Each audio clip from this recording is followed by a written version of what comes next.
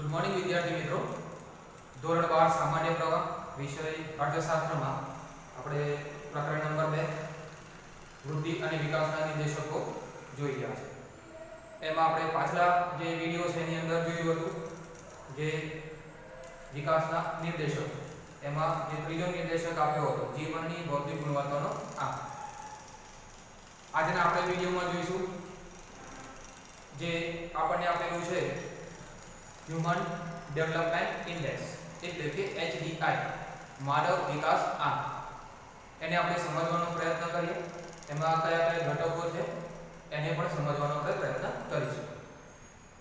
સૌથી પહેલા આપણે જોઈએ HDI ની વાત કરીએ તો HDI ની રજૂઆત કોણે કરી? તો એમાં આપ્યું છે કે 1990 માં સંયુક્ત રાષ્ટ્ર વિકાસ કાર્યક્રમ એટલે કે UNDP United Nations Development Programme દ્વારા એક રિપોર્ટ તૈયાર કરવામાં આવ્યો, બરાબર છે। HDI હ્યુમન ડેવલપમેન્ટ રિપોર્ટ એટલે કે માનવ વિકાસ અહેવાલ રજૂ કર્યો અને એ રિપોર્ટની અંદર જે વિકાસના માપદંડ તરીકે HDI એટલે કે હ્યુમન ડેવલપમેન્ટ ઇન્ડેક્સ માનવ વિકાસ આંકની રજૂઆત થઈ। એટલે કે રિપોર્ટની અંદર શું છે HDI ની ચર્ચા કરવામાં આવી હતી વિકાસના માપદંડ તરીકે। હવે એની અંદર એક બાબત જે છે બહુ મહત્વની છે, ખાસ છે, એ છે તો કે HDI ની અંદર એટલે કે માનવ વિકાસની અંદર આર્થિક માપદંડની સાથે સાથે જે બિન આર્થિક બાબતો છે એટલે કે બિન આર્થિક માપદંડ એની ઉપર વધારે ભાર મૂકવામાં આવ્યો છે। એટલે ફક્ત આર્થિક જ નહીં પરંતુ સાથે સાથે શું છે જે બિન આર્થિક બાબતો છે, શિક્ષણની વાત કરીએ અથવા તો જીવન ધોરણની વાત કરીએ તો એને પણ પૂરતું કહી શકાય કે ભાર આપવામાં આવ્યો છે। હવે એની અંદર જોઈએ ઘટકો કયા કયા છે। આપણે એ તો જોયું કે માનવ વિકાસ આંકની રજૂઆત કરી, પણ એ રજૂઆત કરી છે તેમાં કયા કયા બાબતો એટલે કયા કયા ઘટકો છે, ધોરણો છે અથવા માપદંડ છે એ દર્શાવે છે। હવે એની અંદર જોઈએ તો માનવ વિકાસ આંકની અંદર જે ઘટકો છે એમાં જોઈએ તો કે જ્યારે HDI તૈયાર કરવામાં આવે તો સુગમ એટલે એકદમ સરળતાથી આપણે બનાવી શકીએ। તો એને માટે ફક્ત જે ત્રણ પરિબળો છે એને જ ધ્યાનમાં લીધું। ફક્ત ને ફક્ત શું છે ત્રણ પરિબળો ધ્યાનમાં લીધા અને એમાં શું કર્યું છે કે જે આ પરિબળો છે એની જે યાદી બનાવવાની એની જગ્યા પર એમને શું કર્યું તો કે એમના આધારિત જે સરેરાશ છે એ સરેરાશનો એક સંયુક્ત આંક તૈયાર કર્યો। એટલે શું કર્યું એ સરેરાશ આધારિત એક સંયુક્ત આંક તૈયાર કર્યો છે અને એના આધારે નક્કી કરવામાં આવ્યું કે જે તે દેશની અંદર વિકાસ થયો છે તો કેટલો થયો છે અને એની ઝડપ અથવા તેની ગતિ કેટલી છે તે।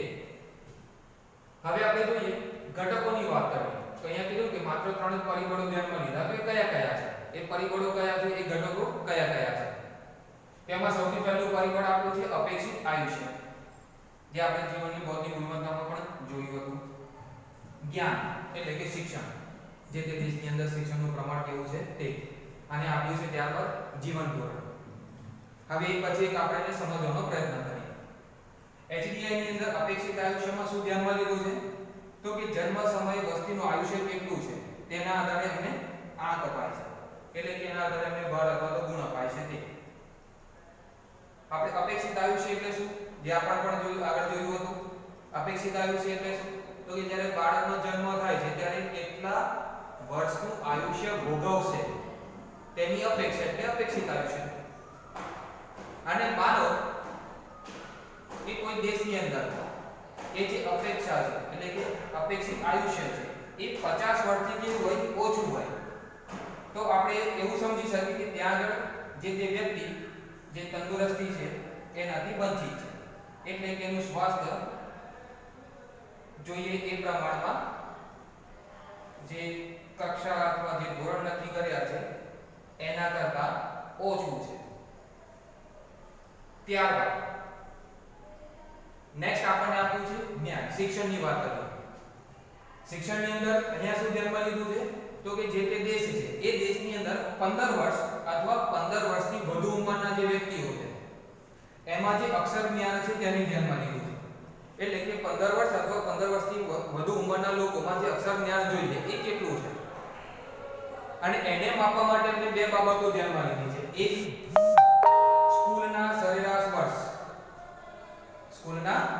સરેરાશ વર્ષ અને બીજું સ્કૂલિંગના અપેક્ષિત વર્ષો એટલે કે અપેક્ષિત કેટલા વર્ષો હોવા જોઈએ તો 11.7 વર્ષ જે આપણે ભારતની વાત કરીએ અને વાસ્તવિક વર્ષ કેટલા આપ્યા છે સ્કૂલિંગના ભારતની અંદર 5.4 વર્ષ છે તો એ શું દર્શાવે છે કે વાસ્તવમાં અપેક્ષિત તો આટલું છે કે આટલું સ્કૂલિંગ હોવું જોઈએ પરંતુ વાસ્તવમાં ભારતની અંદર કેટલું વર્ષ થઈ રહ્યું છે 5.4 વર્ષ એટલે શિક્ષણની સ્થિતિમાં સુધારની જરૂર છે ભારતમાં એવું કહી શકીએ જીવન ધોરણની વાત કરીએ તો જીવન ધોરણ એટલે શું તો કે વ્યક્તિને મળતી સગવડતાઓ અથવા સુવિધાઓ અથવા તો સવલતો હવે કઈ સવલતો હોઈ શકે તેમાં ઘણી બધી છે જેમાં આપણને થોડીક લખી આપી છે જેમ કે પીવાનું શુદ્ધ પાણી એ આપણે જાણીએ છીએ ત્યાર પછી આરોગ્યની અને તબીબી સેવાઓ કેટલી છે સારામાં સારી કક્ષાની હોવી જોઈએ બાળ મૃત્યુ દર એ પણ આપણે જોયું એ ઓછું હોવું જોઈએ પછી અહીંયા બીજી એક વસ્તુ લખીને આપી છે કે 5 વર્ષથી નીચેના બાળકોનો મૃત્યુ દર એટલે કે 5 વર્ષ અને એની પહેલા જે બાળકો છે તો એમનો મૃત્યુ દર કેટલો છે પછી આપ્યું છે માથાદીઠ દૈનિક કેલરી એટલે કે એક વ્યક્તિને દૈનિક રોજની કેટલી કેલરી મળે છે એમના આહારમાંથી આ બધી બાબતોને ધ્યાનમાં લેવામાં આવે છે કારણ કે આ બધું શું છે સારા જીવન ધોરણની નિશાની છે અને આપણે જાણીએ છીએ કે જીવન ધોરણ કોના પર આધાર રાખે છે તો કે આવક ઉપર જો આવક સરખા પ્રમાણમાં સમાન ધોરણે વહેંચણી થઈ હોય તો કહી શકાય કે જીવન ધોરણમાં સુધારો થઈ શકે છે કેવી રીતે તો કે આવક જેટલી વધારે તો જે મનુષ્ય જે વ્યક્તિ છે અથવા કુટુંબ છે એ પોતાના જીવનની અંદર અથવા પરિવાર માટેની જે સુખ સુવિધાઓ છે એ વધુ સારી અને ગુણવત્તાવાળી મેળવી શકે છે અને જ્યારે એની જરૂરિયાતો શું છે સમય પર પૂરી થતી હોય એની પાયાની જરૂરિયાત હોય કે મોસોકની કે બાકી બધી જરૂરિયાતો એ બધી જ આવક પર આધાર રાખે છે અને આવક જેટલી સારી એમાં એટલો જ સારો કહી શકાય કે વધારો થઈ શકે છે એમના ભૌતિક જીવનની અંદર અને એની જે સુખ સગવડ છે એ બાબતોમાં તો એના આધારે શું છે જીવન ધોરણ પણ કેવું રહેશે સારું રહેશે આપણે એવું કહી શકીએ અને જો આવક ઓછી થઈ જાય અથવા આવક ઓછી હોય તો જે જરૂરિયાતો છે એ પૂરતા પ્રમાણમાં પૂરી થઈ શકતી નથી તો આ હતું વિદ્યાર્થી મિત્રો માનવ વિકાસ આંકના 3 ઘટકો તો આજના આપણા વિડિયોમાં જોયું માનવ વિકાસ આંક ક્યારે રજૂ થયો અને ત્યારબાદ જોયું હતું તેના ઘટકોમાં અપેક્ષિત આયુષ્ય 50 વર્ષથી ઓછુંનું આયુષ્ય હોય તો સમજવાનું કે ત્યાં તંદુરસ્ત એટલે સ્વાસ્થ્ય સંબંધિત પ્રશ્નો અથવા તો સમસ્યાઓ રહેલી છે ત્યારબાદ શિક્ષણની વાત કરીએ તો અપેક્ષિત વર્ષો કેટલા હોવા જોઈએ અને એમાં વાસ્તવિક કેટલા વર્ષોનું શિક્ષણ જે તે દેશના લોકો પાસે છે તે જીવન ધોરણની અંદર કે લોકોને કેટલું શિક્ષણ મળે છે ત્યારબાદ પીવાનું પાણીની વાત કરી આરોગ્ય તબીબી સેવાઓ ખોરાક એટલે કે દૈનિક જે કેલરીની વાત કરી તે બાળ મૃત્યુ દર આ બધી બાબતો શું કરે છે સારા જીવન ધોરણનો નિર્દેશ કરે છે તો અહીંયા આપણે આજનો જે ટોપિક છે એ પૂર્ણ કરીએ છીએ ત્યારબાદ આપણે નેક્સ્ટ જોઈશું જે માનવ વિકાસ આંક છે